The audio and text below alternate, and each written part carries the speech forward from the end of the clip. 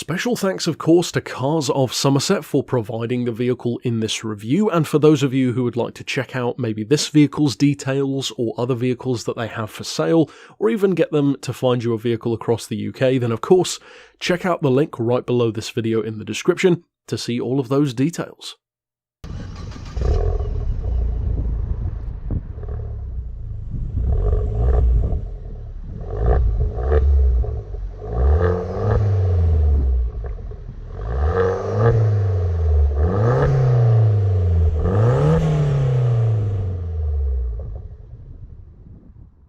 Here in the UK, the Vauxhall Corsa has a certain reputation. Let's just say it's the kind of vehicle which you'd expect to find in a McDonald's car park, slammed, massive exhaust, with an oversized speaker in the boot playing something like Lady Sovereign on full blast. That doesn't mean, though, that you can't make a good one, or at least a fast one. Now, the question here is not, is it fast, because it is, but is it good? Can it move past that reputation of being something of a chav chariot and be, as I said in the thumbnail, more of like a mini cup car for the street? Can it genuinely take on your Ford Fiesta STs, your Renault Clio RSs, even something like a Mini Cooper GP or an Abarth even, an Abarth 595, etc.? Well, that's what we're going to talk about, and for those who are new to the series, I'm going to basically run into a brief collection of everything you need to know as an overview of the car. So specs, performance, how it feels, practicality, used prices, at least at the time of making the video, and of course some common problems which they can have. So first of all, the keen eye among you will have noticed this is not just a VXR. This is the VXR Nurburgring edition. And I have to give Vauxhall props here, because this is not just a case of putting a stripe on the seat and adding $5 to the price. It's genuinely improved in a myriad of ways over the normal VXR.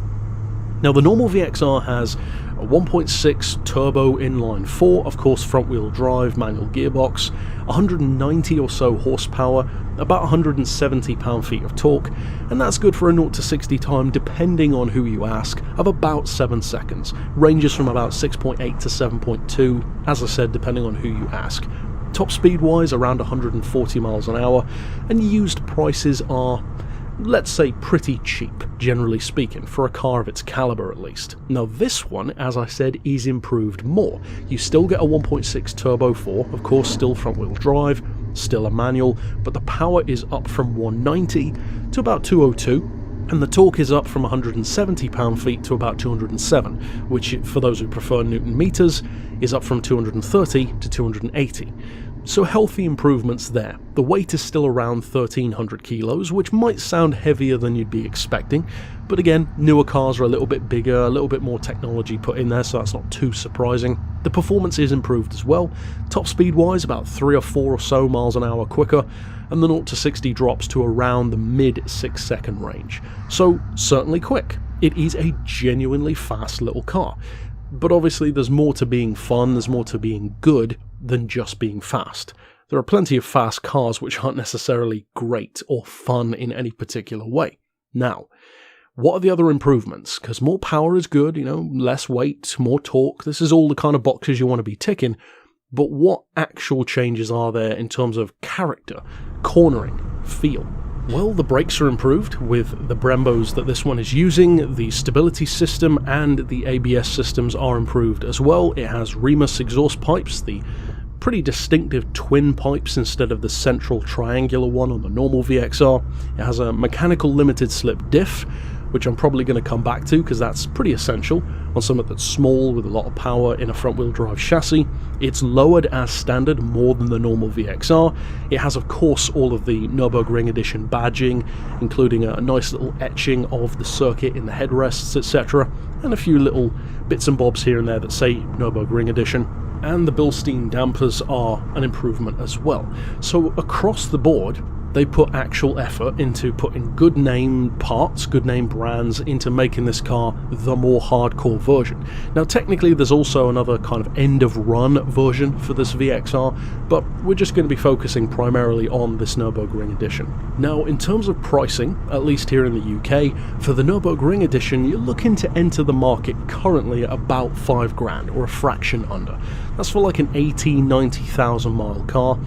currently, at least through Auto Trader for example, you can pay up to about 12 grand for a super low mile example, and the average higher end is about the 10 grand region for reasonable mileage. Not show car condition, but good enough, certainly better than most, let's put it that way. Now, just before we get into the performance side of the discussion and how the car actually feels on the road, I want to touch on a couple of the issues that these can have, what you need to be looking out for when potentially buying one, etc. Now, the most common thing which came up when I looked it up was piston number 4. And piston number 4 can fail due to a combination of cooling effects and poor casting when initially making the engine. Now, you can remedy that by having the pistons improved, and some owners will have already done that. So, of course, check for that if it's a job you want to completely avoid, or take the risk, potentially if you want to. Now, if you have some smoking from the exhaust, either grey or blue, that can be indicating that issue, or turbo issues as well. Sometimes you'll have some issues with the gearbox, mostly related to 6th gear in particular, and the timing belt will need to have been changed at about 60,000 miles or so. The rear wheel bearings, from what I could see, are occasionally an issue as well, so those are the kind of things that you want to be looking out for. Apart from that, it seems like it's not too bad. Even something like a Volkswagen Polo or a Ford Fiesta, they have their own issues, so it's not that nothing else breaks down and this does have problems. Every car has its own little issues, and these are the ones which I could find for the VXR. But what then about that performance? What does it actually feel like on the street? Well, the performance actually reminded me, funnily enough, and this is pretty high praise coming from me, of a almost condensed version of the vibe that the Ford Focus RS gave me.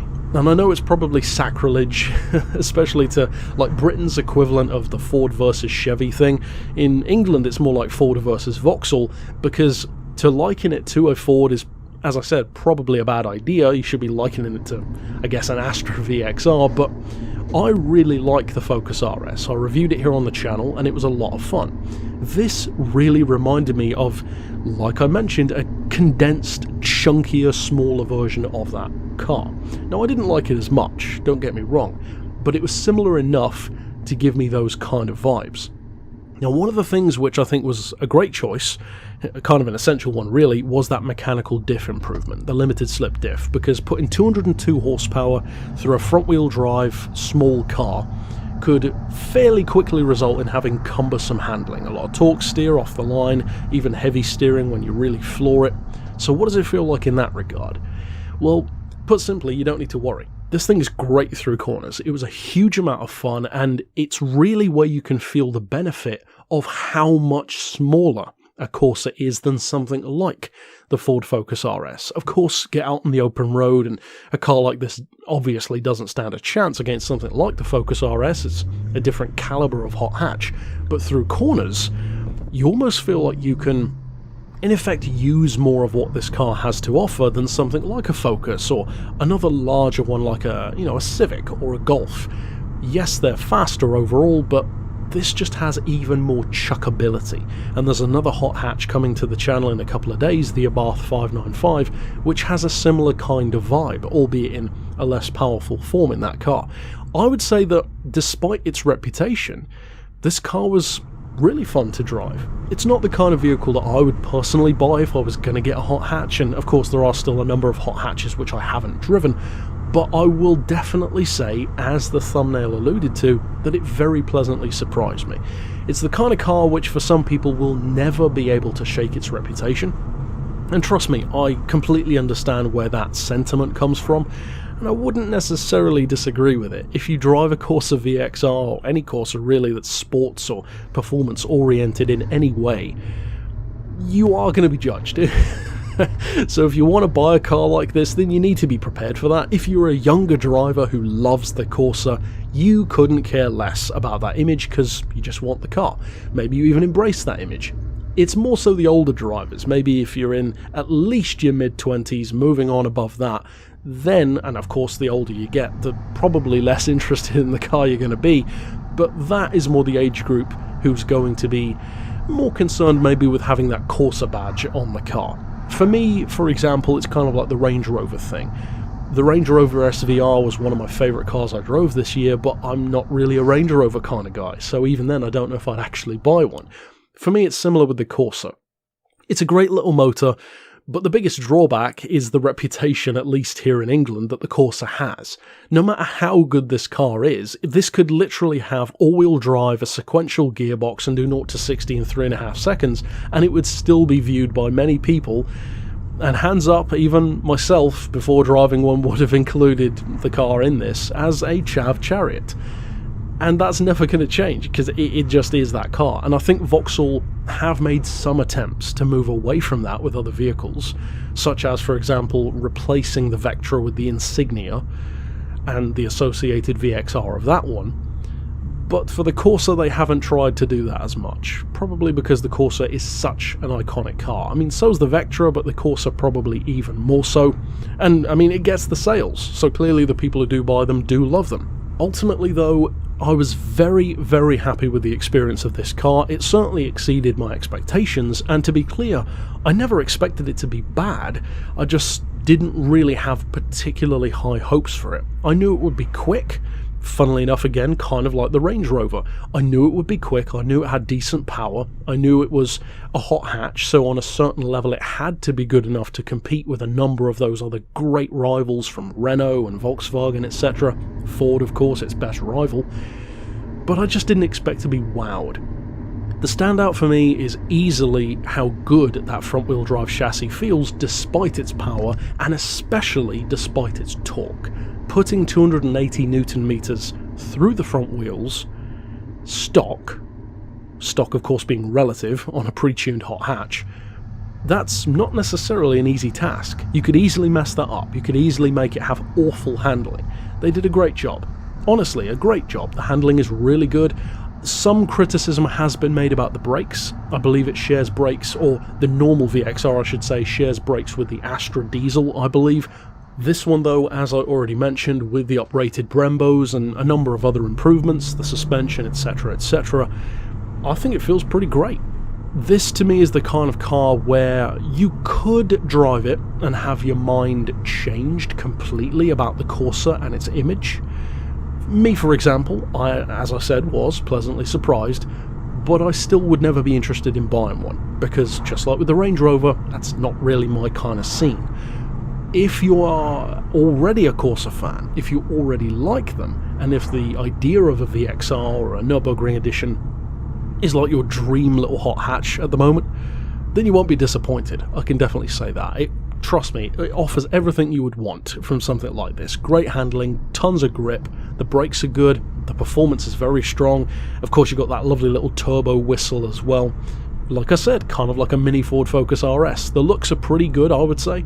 From a non-Corsa fan, it's certainly an aggressive, eye-catching little car. So yeah, across the board, nothing necessarily mind-blowing for me, but definitely a pleasant surprise, and certainly a worthy contender in the smaller hot hatch market. And prices here in the UK, at least, as I said, are pretty cheap, and even cheaper if you go for the normal VXR. So certainly worth a look if you are interested in something like this, and of course I have featured other hot hatches on the channel, which you can find by clicking on the link right here on screen. But until next time, I'll see you then with another review, and for now, as always, thanks for watching.